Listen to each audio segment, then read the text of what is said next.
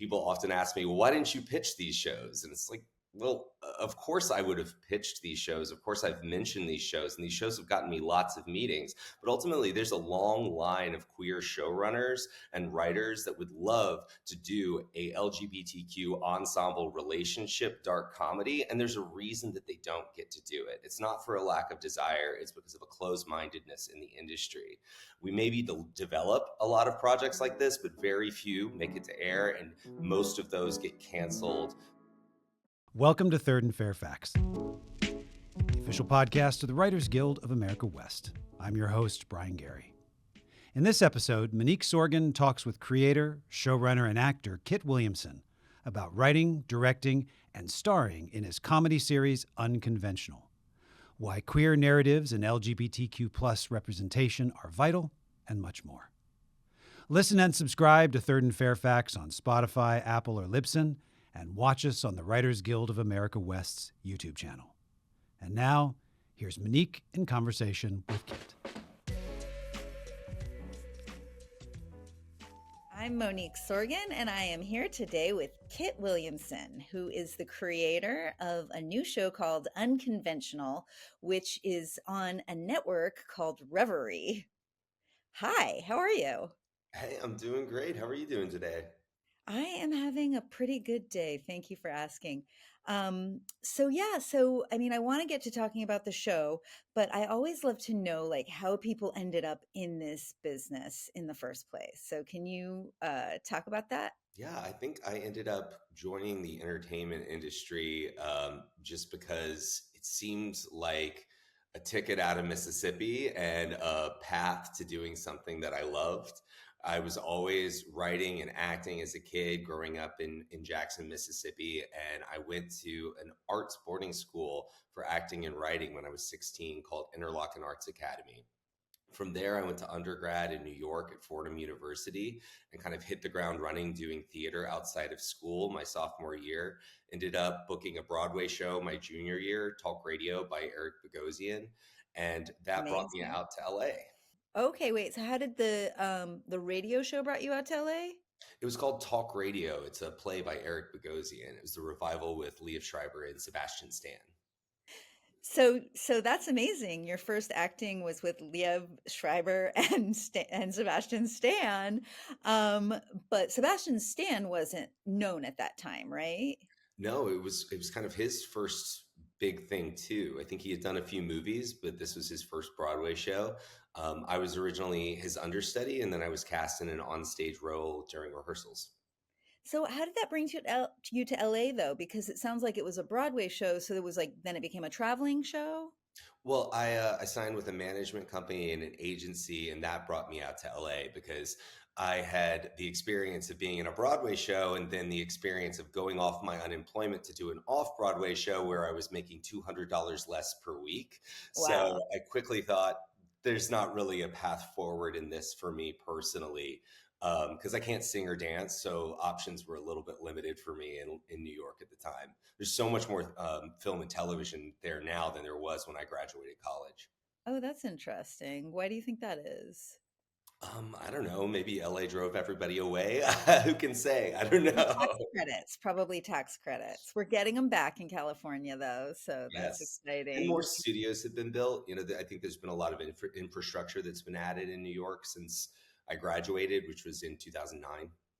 Okay, cool. So then what happened when you got to LA? Well, I arrived just in time for the previous writer's strike. So that was not the best timing on my part, but it did end up fortuitous for me because I ended up going back to school and getting my master's in playwriting at UCLA, where I started taking screenwriting classes and television writing classes with Neil Landau. And that's what led me to create my first series, Eastsiders, which started out as a passion project in this living room that my husband and I produced with our friends and shot for $2,000 and a stick of gum to hold the whole thing together. Tell me more about East Side. So Eastsiders is a dark comedy about a gay couple and their friends in Silver Lake, California, and the sad and funny messes that they make out of their lives. The initial premise is my character in the aftermath of discovering that his partner, Tom, played by Van Hansis, has been cheating on him for 2 months. But instead of going the path that you think the story might go, they decide to kind of push through it and navigate what a relationship might look like with different rules. That sounds really great. And that's on Netflix, I believe. Is that Yeah, correct? it started out on YouTube. So Oh we my filmed it gosh. as a completely micro budget project and then crowdfunded the first season. This was in the early days of Kickstarter, or at least new to me. And we had no idea what to expect, but we made our goal in 4 days and it just kept growing. And then in the second season, we did a crowdfunding campaign for $150,000 to expand the show to half-hour episodes. And that is the season that got picked up by Netflix. So you can see 4 seasons now on Netflix, which we concluded in 2021. Okay, so this is kind of interesting. This is really amazing because you've been like a total entrepreneur. You were saying like the strike ended up being fortuitous because you got that degree in writing, but like also and I feel like you wrote the majority of East Siders, right? All but one episode, all but 2 episodes, actually. But how did you suddenly decide you wanted to like be a writer rather than an actor? Not that it's rather than, because I feel like you're doing both in all your shows, but like how did you decide that writing was a path for you out of being on Well, strike, out of everyone being on strike? yeah, I was always writing. I was a writing major in high school at Interlochen. That's where I first started writing plays and really fell in love with dialogue. And ultimately, I have to say I like it more than acting because you get to inhabit so many different characters at once. You're sort of the keeper of the inner life of all of these characters and their rhythms and the way that they talk to each other, and the things that they are keeping a secret from the other characters. I really, really enjoy that. It's a way of sort of being in dialogue with yourself as well as a dialectic. Yeah, I totally agree with that. I mean, I think writers are so underestimated in this business, but ultimately, like, that's the person who gets to decide what stories are going to be told and how they're going to be told and how people are going to talk and, you know, what characters are going to get out there. I mean, we don't get to make the ultimate decision always of what gets made, but we're the ones who kind of initiate the whole thing and, like, say, this is a story I think is important. No one else is writing it. I'm going to, you know but then what I love about what you've done is you've said, you know what, but I'm going to be my own gatekeeper and went and made your own stuff and got, just like made it happen. It's so impressive and it's so inspiring. And I think a lot of people do that, but all of them are not necessarily as successful with that path as you have been. So, can you talk a little bit about how you were able to A, kickstart, get all that money to make it, B, get ultimately picked up by Netflix? Like, how did you take that entrepreneur? Because I feel like in this day and age, we kind of have to go back to that entrepreneurial spirit a little bit with the business contracting and so many fewer people getting opportunities. So I think this could be really useful information for people. Yeah, as an actor, I'd been a part of so many projects that were just a failure to launch, things that we shot but never got finished or distributed.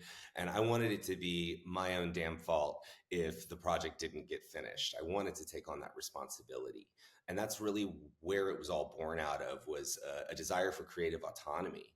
And I think that my background as a playwright really helped me because I was really just writing dialogue scenes between characters, and then we would figure out where we set them after that, whose friend's apartment was available or what restaurant was one of the cast members working at the time, that would let us film for free.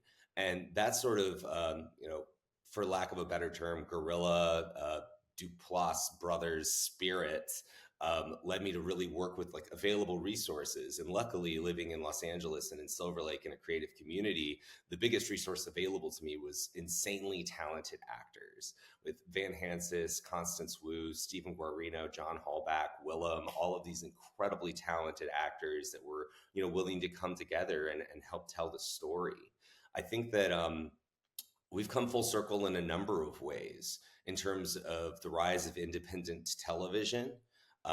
back when I was starting Eastsiders in 2013. It was on the heels of Issa Rae's Misadventures of Awkward Black Girl and High Maintenance and a bunch of other projects that started to break through around the same time that Eastsiders did. And we came to Netflix around the same time that Insecure got picked up by HBO. You look at projects like Broad City that were started on YouTube as well. There seemed to be almost like a pipeline that was being created that sort of got shut down during the pandemic. I think in part because the challenges of independent production outweighed the gains at that point. The amount of money that it costs to mount a production really between 2020 and 2022, which I can speak to personally from my next series, Unconventional, because that's when we started filming and started working on the show, was on the heels of the quarantine. Oh, But we've interesting. come full circle in a number of other ways too. I'd be remiss to not mention that it's a queer show, and inherent in that are limitations, doors slam shut in your face in the industry. You know, people often ask me, well, why didn't you pitch these shows? And it's like, well, of course I would have pitched these shows. Of course I've mentioned these shows, and these shows have gotten me lots of meetings. But ultimately, there's a long line of queer showrunners and writers that would love to do a LGBTQ ensemble relationship dark comedy, and there's a reason that they don't get to do it. It's not for a lack of desire, it's because of a closed-mindedness in the industry. We maybe develop a lot of projects like this, but very few make it to air, and most of those get canceled unceremoniously. There's a cancel your gays trope taking its name from the bury your gays trope, and we're seeing a real return to form there, unfortunately. Yeah. Yeah, but I mean, they also have like they're looking at their stockholders, and I just think that's one of the biggest problems with this business right now is like this is not a stockholder business. You know what I mean? This is a creative business that is art. It's meant to move the needle and change the world, so like I feel like on some level maybe, well, I was going to say maybe we need to create like a side show business for the people who want to make money creating art and not make art exclusively with the intention uh, to try to make money, because there's also like still nobody knows anything, and you can do that till you're blue in the face and you're still going to have bombs, you know what I mean? Yeah. So why not do something that's actually going to affect people's hearts and minds, but so back to you and your, because like, and well, let me just segue it more naturally. um I think the side business is people like you and I who are show business entrepreneurs who are going out there and finding new ways to create. And I'm seeing more and more people coming together to build like new distribution networks, to build new television platforms on the internet, to build new ways of making this work. And I feel like what we really need are benefactors more than anything. If we could just get some financiers, all of these people are doing the research and figuring out where the audiences are and figuring out how to go direct to audiences that want to hear our stories. And hopefully they will then spread it to the people who maybe weren't the first line of defense for those stories. So anyways, but to that end, did Eastsiders lead you to the next thing? It did. It did. So I developed a project at the Sundance Lab called Unconventional. At the time, it was called Trying.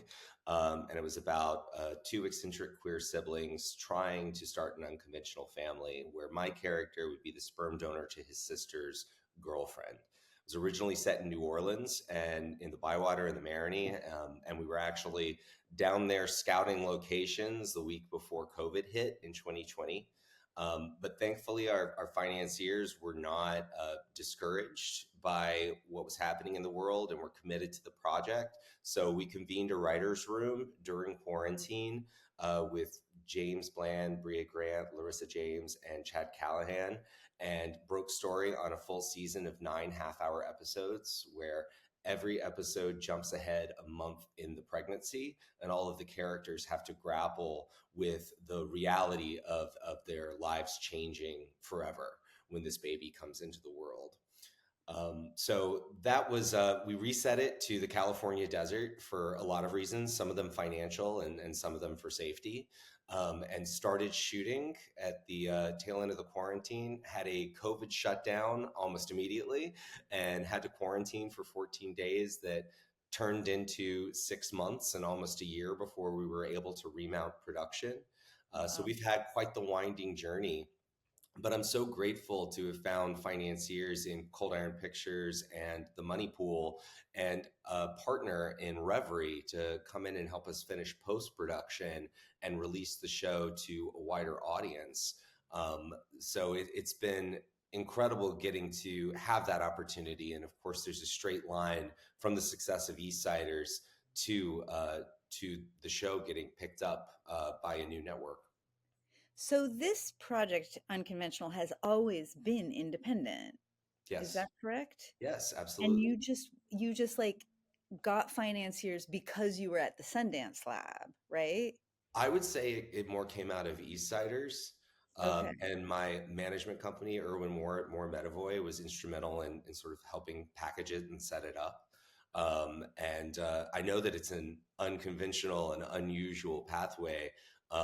There was a gold rush, I think, of people racing to make independent television shows, particularly pilots as proof of concept, Hmm. but also full seasons like ours around 2013, 2014. And then I think a lot of them did not manage to get, traditional distribution on a streamer or a network like we did with Netflix. So I'm incredibly grateful for the platform that Netflix gave us, as we were able to broker a worldwide deal with them, subtitled in over 30 languages. They Wow. weren't our first SVOD partner either. The first season was initially picked up by Logo, Viacom's Mhm. LGBTQ network, first for their streaming digital platform, and then on their cable network as a movie. And then we started working with Wolf Video, an independent film distribution company that focuses on LGBTQ stories.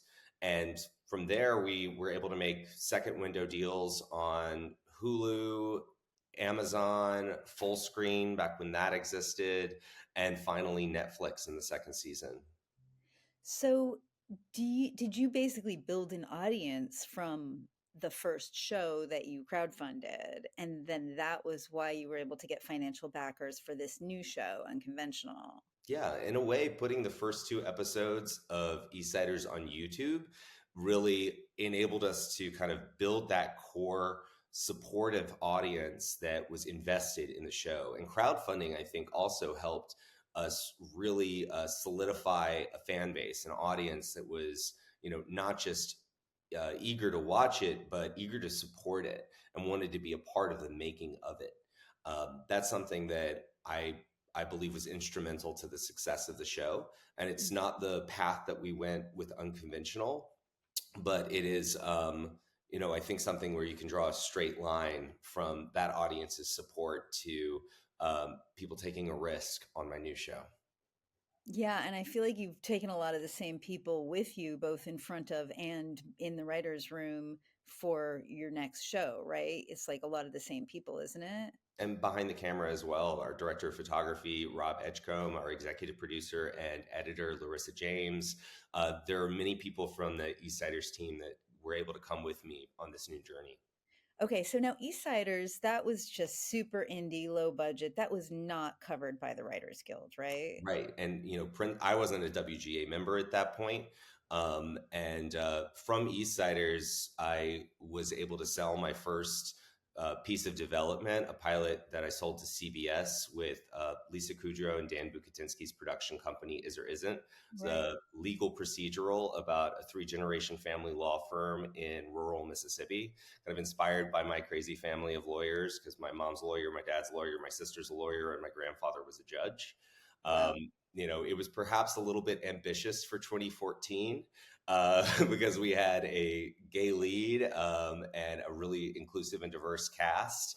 Um, and, it did not end up getting picked up, but it was a great experience getting to work with all of the people that I got to work with on that, and led to me being able to, broker a lot of other development deals and script writing deals, as well as script doctoring work that I've been able to get over the last few years.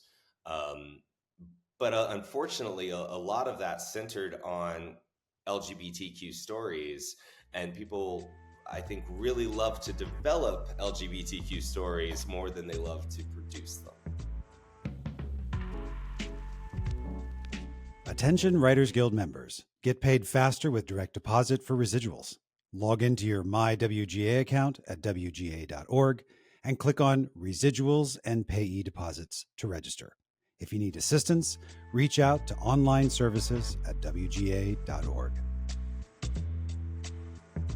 Reverie.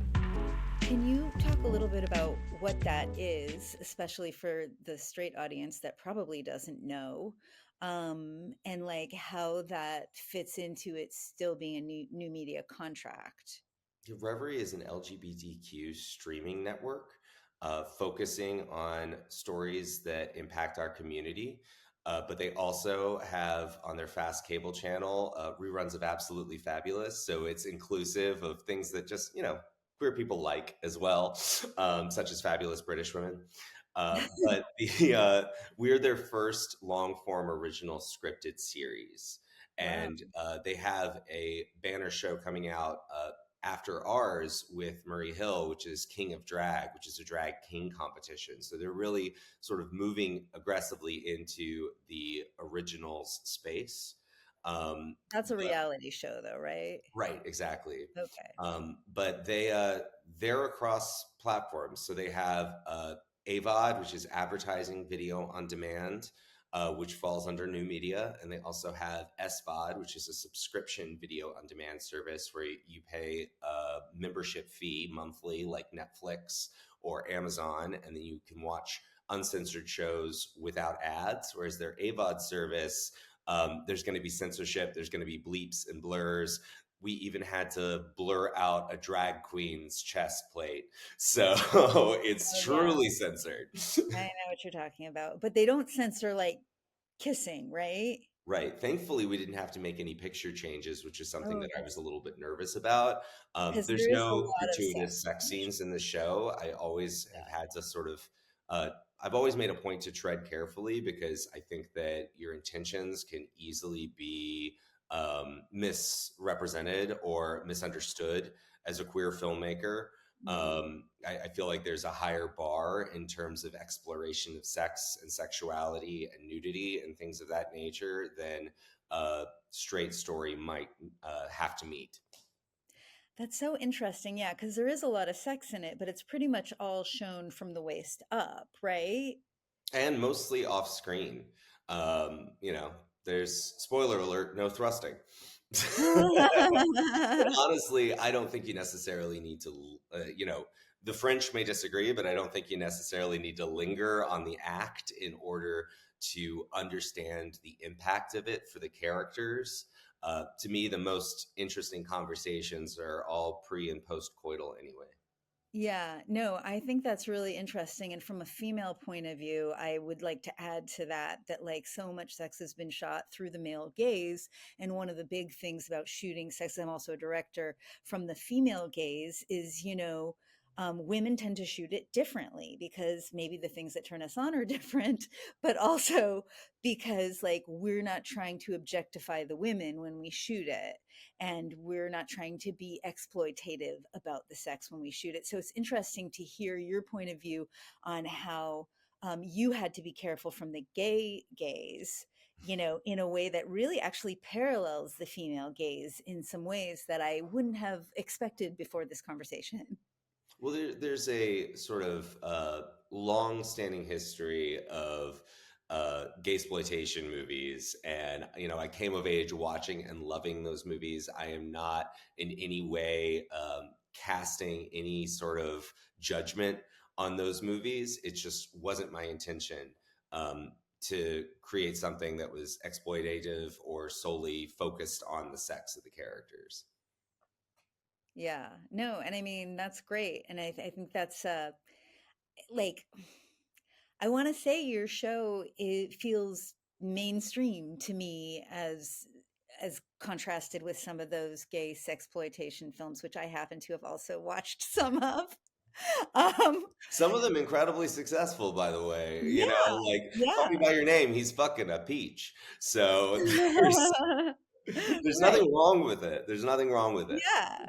Yeah, exactly. Exactly. So yeah, well, let's talk a little bit about more about like also the content of Unconventional, because like you've talked about what it is, what the pitch is, and how it was developed for New Orleans and ended up in Palm Springs, but ultimately what you developed ended up pretty close to what you ended up actually doing in the show.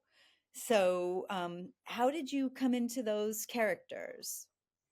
Yeah, it started from a place of really wanting to explore expatriatism, actually. Mm. As you know, gay guy growing up in Mississippi, I feel like I was raised in a different country in many ways, and being able to come into these sort of queer utopias of New York and Los Angeles and Palm Springs have really opened my own sort of eyes to, what's possible. Like a lot of queer filmmakers and storytellers and people in general, Queer as Folk was very formative for me because it was a window into a world that I didn't have access to. And I think that there's incredible power in that, in terms of, uh, you know, asking yourself the question, what if these characters were not burdened by their sexual orientation or their identity, but in fact empowered by it to chart their own course in life? Kind of like what we were talking about earlier. And that's part of what motivated the name of the show, not just an unconventional family, but people who are open to unconventional paths in their lives, relationships, careers, and futures. Hmm. Yeah. And I guess, yeah, I guess all but one of the main characters kind of has and have unconventional careers as well. Like, um, your husband in the show, Dan, he's a lawyer, but like your character is kind of, I guess, finding himself, right? He's To be trying generous, he's in the ninth year of his PhD, bartending at nights and weekends, and really struggling to find his footing in his 30s. Um, you know, uh, I think that academia is a perfect example of a path that we were told as a generation would be open to us if you studied the humanities or the arts, if you went into higher education.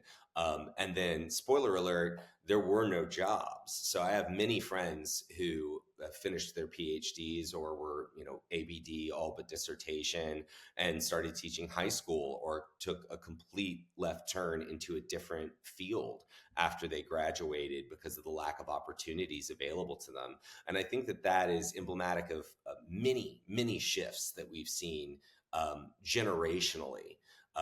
We were sort of told as millennials that if we followed this course laid out for us, that there would be opportunities. And time and again, I think we've seen examples of that not being true. So that Mhm. again is discouraging, but is also empowering in the sense that if you start to say, well, I'm going off of the beaten path already, so who knows what I might find. Mhm. Yeah. And then the sister is basically an artist, Yeah, right? artist slash musician slash also a little driftless in her life and relationship, because she's moved out to Joshua Tree to help her girlfriend Eliza renovate this homestead and turn it into an Airbnb. But there are no jobs doing anything that she's qualified to do in the area other than essentially act as her girlfriend's Instagram photographer and assistant. Because she So makes no money, right? She doesn't make any money. well, she doesn't make any money, but does she facilitate an environment where Eliza can make money as a desert living influencer and designer and future owner of an Airbnb?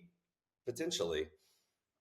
And Eliza makes all her money as an influencer, And right? designer. Yeah, we Okay. sort of tried to crafted as this sort of gray area where she's selling an experience as much as she's selling a service. It's an aesthetic, it's an idea, desert living, whatever that means. I think we all know it means a wide brimmed hat and a flowy dress and a photograph at sunset. But how do you monetize that? How do Or you turn something that? colorful, maybe with mirrors in the middle of a vast wasteland. Exactly. We wanted to do a lot with exploring the idea of social media as a mirror and the character's relationship to social media is sort of reflecting, their own relationship to society and the world and how they fit into it.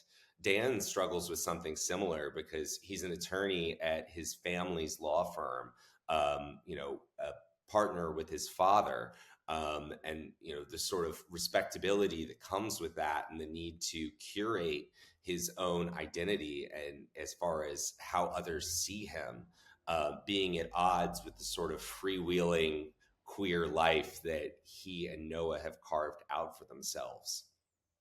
Yeah, which also that freewheeling queer life takes a turn and toward the beginning of the series as well, which doesn't fit into that lifestyle. Maybe you want to talk about that a little bit. Yeah, throuple trouble. Uh-oh. So the story does explore non-monogamy, or I should say unconventional relationships to monogamy. Noah and Dan are married, and they're going through the adoption process themselves while Noah is acting as the sperm donor to his sister's girlfriend, Eliza. But their lives and relationships are all falling apart, and they're on the verge of calling the whole thing off just as she finds out that she's already fucking pregnant. So they have 9 months to get their shit together and figure out what they want out of their lives and relationships in advance of this kid coming into the world. And part of how that manifests for Noah and Dan is a surprise one night stand with a coworker of Noah's at the gay bar that turns into a regular thing, somewhat unexpectedly for all of them.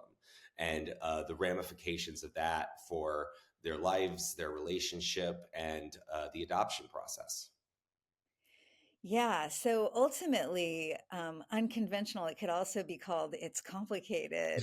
I mean, to me, like personally, I feel like one of the main reasons I wouldn't want to be in any of those relationships is because, like, just keeping track of the complicated emotions involved in all of these people's lives intertwining would be too much for my stress levels. But Well, to it's difficult too for heterosexual relationships to, look at a. There's no true triangle unless somebody in there is queer or a little bit queer, Right, right? that's true, but They're I different think a points of lot view. of I think a lot of heterosexual relationships have people who are a little bit queer in them. True. At least Queer one of people can be in straight relationships. That is very true. yeah. So, but I think like when it comes to poly, there's a whole other level, which is that like you have to be okay with the idea that your partner is loving and maybe even a little bit in love with somebody else at the same time, and it doesn't always feel good, to certain people that are not open to that.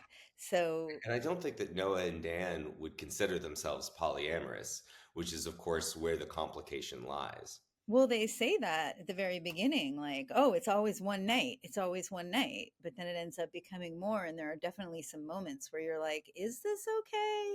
Like, is what the one did when the other one wasn't there, is that allowed? Like, what exactly? I don't know if they've really laid out the rules, but the complication in there leads me to the next theme that also gets explored because this is really like dynamic, is also mental health is very deeply explored in this series.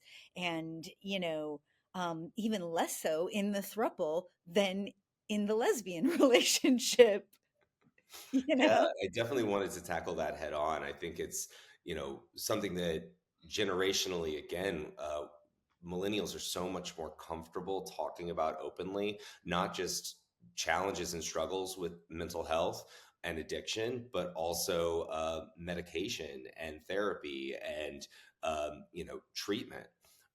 Those sort of conversations, I think, are being destigmatized, and I would like to be part of destigmatizing them further, especially with the fucking dumpster fire that the world is right now. I don't know how beneficial it is to just grit your teeth and bear it and say, well, no, I'm fine, everything's fine, you just have to get through it. That sort of robs yourself of a possible support network in your relationships, and even on the internet. Being able to talk openly about struggles, I think, is really empowering for a lot of people. So how do you feel like you approach that specifically in the series with Margot's character, which is the sister who is not the one that gets impregnated by the brother? Right. I mean, Yes. let's be clear. So my character is dealing with anxiety and depression, and his sister Margot is dealing with bipolar disorder, and a family history of mental health issues and addiction, specifically alcoholism, in their character's father, who's played by Beau Bridges in the fourth episode, and dealing with sort of that inherited family trauma, and also the family's tendency to shut down conversations around mental health and addiction, and avoid those conversations. In the South, these things just aren't talked about. It just isn't polite. Yeah, but this is Palm Springs where I guess you can talk about these things, and hopefully people in the South will get a chance to watch this show and see that there are people talking about it somewhere, and they can maybe start the trend where they are. Yeah, I mean, we've got an incredible tradition of Southern Gothic stories coming from writers like Tennessee Williams, who have really shown a spotlight on that. I'd say Tennessee Williams is my favorite writer, just because he was my first love and was really an entryway into exploring characters through dialogue specifically. I think his characters they have ways of telling on themselves that I Hmm. really appreciate as an actor, as a reader, and as an audience member. That's interesting. Yeah. One thing I do want to mention about the show that may not have been clear from this conversation is it's a comedy. Yeah.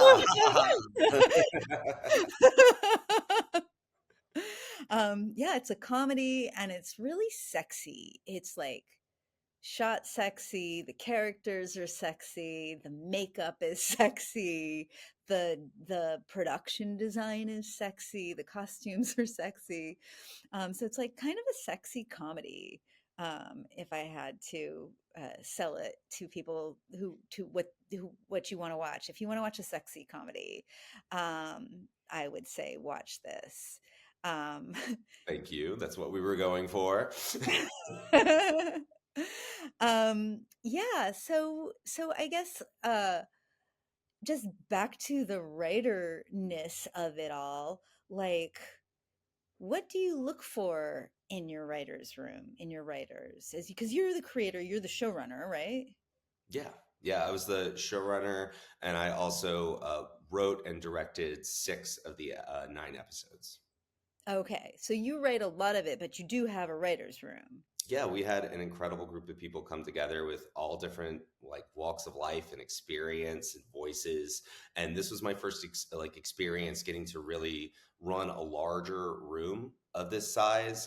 We had 6 people in the room, 4 of whom wrote episodes, but several That's of whom, hilarious though that you say a larger room and it's well, six larger for people. me. Because the larger, so like your first show, you just wrote everything yourself, right? Right, exactly. Except for in the 4th season, 2 of the cast members, Bria Grant and Stephen Guarino, wrote episodes. And Bria was our first and only guest director on Eastsiders. Okay, so with this one, you had a quote unquote large room Yes, of huge. 6 people, which is actually considered a small room to people Yes. who came into this business a little bit before you. So that's amazing. Okay, so go back to what was the dynamic like, and what did you like, and what did you dislike, if you're willing to talk about that, and what do you look for?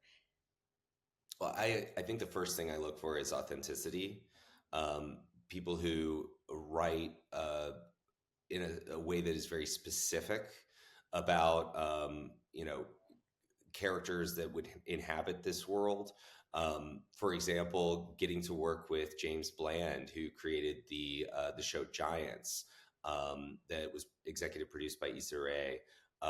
He also played my husband in the show and really had a lot of agency in crafting that character and that character's family dynamic. And we spent a lot of time talking about things that never ended up in the show in terms of characters' backstory and history and their relationships. And all of that really informed the decisions that we made in terms of the story. So I think that voice is obviously the most important thing. This is a story that, like you said, is a dark comedy. And the way that I sort of define a dark comedy in this sense is that it's a drama inhabited by funny people, funny characters. The comedy comes from the characters' own sort of reflections and sense of humor on their circumstances rather than farce or jokes happening to them. Yeah. You Well, it's know, very grounded. yeah, and it's about our sort of gallows humor as people wanting to crack jokes at our darkest moments. Mm-hmm. There's something that I think is really universal and human in that, being able to laugh through tears, basically. I love that. That's what I like to do as well. Take the darkness and make it funny Yeah, and palatable. it's a great way to live your life too. Yeah. Just, honestly, it's a spoonful of sugar makes the medicine go down, or whatever the Yeah. fuck Mary Poppins said. I don't like to fight, but if I have to fight, my favorite thing is when you say stuff that's so ridiculous, you can't help but just burst into laughter. Well, and characters that aren't afraid to throw down with each other, putting it. I think that that's something that comes from exploring long-term relationships too. That Yeah. these characters have been together for a long time. Noah and Dan are married and have been together for 10 years at the start of the story. So there's a lot of history that you have to unpack and understand as a collective in the room in order to write those scenes and to write those characters in a way that feels real. Yeah, it's interesting. In both the shows, the characters really are openly yell at each other. Which I guess is a good dramatic thing to do anyway, but like, I yeah. did name my cat after Edward Albee, so So, okay. Well, I feel like we should probably wrap up pretty soon, but before we do, I just want to make sure, is there anything else you wanted to say that you think people should know um, before we close it out? new episodes of Unconventional are coming out weekly on Reverie. You can watch them worldwide right now. I'm so grateful for the groundswell of support that the show has seen, and I'm so excited to see it growing week to week, growing its audience. And I'm just thrilled to be able to tell stories like this. Because, like I mentioned, I've been very blessed to be able to become a union member and make a living writing, but it's not really for me personally a substitute to for getting to make things and getting Mhm. to create things that then get out into the world and interplay with an audience. We should all be pushing towards a future where there are paths to success for writers. Obviously, I want that more than anything. I want it for myself. I'm very grateful for the opportunities that I have had and the money I have been able to make as a guild member.